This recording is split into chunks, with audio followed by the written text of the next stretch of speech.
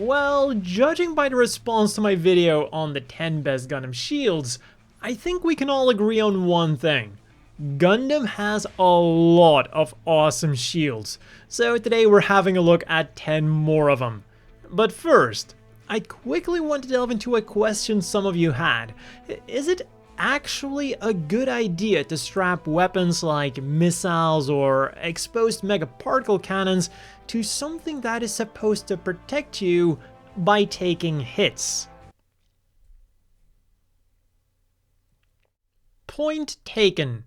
But you know what is a good idea? Checking out Raid Shadow Legends on your mobile phone or PC with either the QR code on screen or the link down below. With over 600 champions and hundreds of artifacts to collect, there are millions of ways to assemble your team and take on raid bosses, PvP arena matches, or my personal favorite, the campaign battles to uncover Raid's dark fantasy story. And they're constantly adding new stuff too.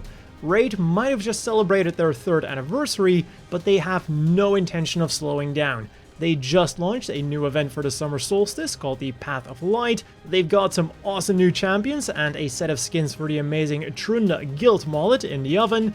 And there is of course the other ongoing event, the Deliana Chase event, which is available to both new and existing players. All you gotta do is log in and play a raid for 7 days between now and July the 20th, and you'll get the High Elf Deliana for free. She's one of the strongest support characters of the entire game, so you're not gonna wanna miss her. And when you're in-game, new players can use the code MyDeliana to get an extra 50 XP boost to instantly max her out and get a ton of silver. And there's even more stuff new players can get by signing in through the QR code on screen or the link down below. You'll get a starter pack worth almost 30 US, consisting of the Champion Tyrell, 200k silver, 1 XP boost, 1 energy refill, and 1 ancient shard so you can immediately summon another awesome champion as soon as you get in-game. But now back to our awesome shields. And let's kick off this list with something that I would really love to see more in Gundam. Pile bunkers. So the first shield this time is the Gym Striker's Spike Shield. It's simple, straightforward, offers a lot of protection, and comes with 2 pile bunkers on the tip. Or if you want your pile bunkers with some extra firepower, consider the Wing Gundam Zero shield. At first glance, it might be very similar to the Spike shield from a functional point of view, because it is a strong shield that has a pile bunker as the tip, but what really puts it over the top is what you can attach to it. The Twin Buster Rifle, one of the strongest weapons in Gundam period. Now take into consideration that you can attach 1 shield to each arm, and the fact that the Wing Zero still has both hands free. Who needs a transformation when you have 4 Twin Buster Rifles ready to fire? And staying in the After Colony era, we have another fan favorite, the Deathscythe's Buster Shield, or the upgraded version that was used by the Deathscythe Hell. Both shields work basically the same, they can be used to block enemy attacks, or the 2 physical blades can open up to reveal a powerful beam blade. This can then be used for close range combat, or following the rule of cool, can be launched at the enemy thanks to its built-in thruster. The upgrades of the Deathscythe Hell's shield then consist of a stronger beam blade, 2 thrusters with higher output, and it is also powerful enough to tank a shot from the Wing Zero's Buster Rifle, which is pretty crazy considering the fact that the diameter of the blast is significantly bigger than the shield. There's no way I can be defeated! You still don't get it, do you?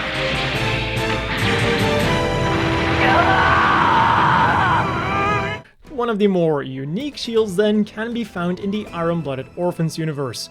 Or maybe I shouldn't say that the shield is unique, but rather the way it was acquired was unique. The Gundam Gusion Rebake started its life as a very heavy frog-like Gundam, but when Tekadon got their hands on it, they really went to town remodeling it. Or, as they probably said it, rebaking it. And what do you do when you have a lot of leftover armor? You turn it into a shield. And so the original Gusion's back armor now became the Gusion Rebake shield. And when not in use, it can also double as a back skirt to provide extra thrust. And it also stores the Gusion Rebake halberd. Another mostly defensive shield then is the Sinanju shield. And the first thing you'll probably notice about this thing is just how ornate it is. Like, it would almost be a shame to use it as an actual shield because you would damage that paint job. But just because it is mainly a shield doesn't mean it has no offensive options either. The shield houses the Sinanju's twin beam axis, and these can be activated while on the shield. And for ranged options, it can also mount either a grenade launcher or a rocket bazooka. So you can decide for yourself whether or not it's a good idea to strap rockets to your shield. And talking about rockets, the Gyan shield, which was the first offensive shield with ranged capabilities. And considering how omnipresent they would become in later years, I think this might just be the first time ever on this channel that I'll say something positive about Mikube and the things he was involved with. The Gyan might not have been a success in and of itself, but at least the shield was a trendsetter. Although, as you might expect with the first of anything, there were still a few kinks that needed to be worked out. The shield's main armament consisted of 60 needle missiles, which unfortunately didn't pack much of a punch by themselves. Instead, their main purpose was to be fired in volleys to either distract the enemy mobile suit or partially damage it, which would then allow the Gyan to move in for the kill with its beam saber. The other weapons then were the so-called hide bombs, or the standard issue space mines used by Zeon. The shield houses 25 of these, and they're mostly deployed for defensive purposes. The downside then is that in order to store all of these missiles and bombs, the shield had lower defensive capabilities than other contemporary shields. Also, another main function of the shield was to serve as a counterweight for when the Gyan attacked with the beam saber.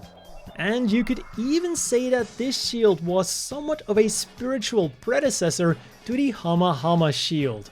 A shield that was extremely close to making it on the list of my first video, but was pushed off last minute.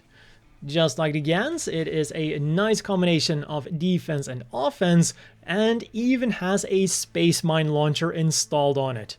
And the reason I wanted it on the list was not just because of its 3 powerful mega particle cannons, but because they had their own dedicated reactor to power them. Again, just as with the missiles and the bombs and the rockets, you might be questioning the dangers of having a reactor in the thing that is meant to protect you, especially considering how explosive these things can be in the Universal Century. But, in the shield's defense, it is made out of 300mm thick Gundarium alloy, making it extremely resilient, and it was also successful enough to be further developed into the Rozen Zulu shield. It kept the 3 megaparticle cannons with their own dedicated reactor, but instead of space mines, it now got an eye field for even better defenses. And since we're on the topic of megaparticle cannons, the Heavy Weapons System, or HWS for short. This was an armor and weapons add-on for the new and high new Gundams, same unit, different continuity, and the main thing of interest for us today is the High Mega Shield, a unit that went over the already powerful regular shield. The standard version came with a 7.8 megawatts beam cannon and 4 missiles, and the HWS added 2 large mega particle cannons protected by some extra armor. There is no kill like overkill, even when it comes to shields. And it is also used by a third unit that you might not have heard about, the G Commander. And from UC we go to the Cosmic Era with another very multifunctional shield.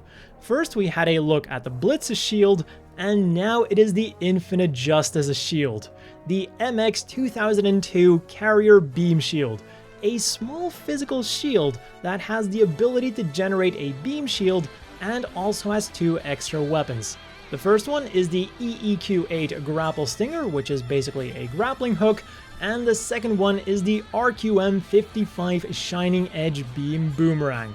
As the name indicates, this weapon generates a beam blade and can be thrown like a boomerang. But it can also serve as a beam saber, both handheld and mounted on the shield. And here then I want to give a quick shout out to another multifunctional shield from the Cosmic era, the Providence Gundam's MA-MV-05A Composite Armed Shield System. It's a compact shield that has 2 beam guns, a large beam saber, and what I assume is a sensor for extra accuracy. Next up then, we have an entry from a universe that I usually don't consider for these kinds of videos. The Star Build Strikes Absorb Shield. Just like the G-Self's copy-paste shield, this shield doesn't just block an enemy beam attack, but it absorbs it and then uses it to power its own beam rifle. But just like any other game weapon, it is somewhat balanced.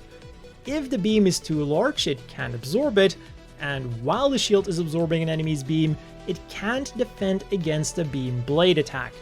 Something that could potentially create an opening for the enemy. And finally then, we have the most requested shield from my first video, the GPO-2's shield.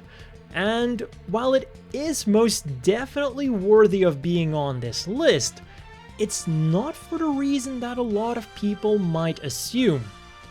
First of all, yes, it is a very strong shield, and in video games, this is usually also represented by equally strong stats.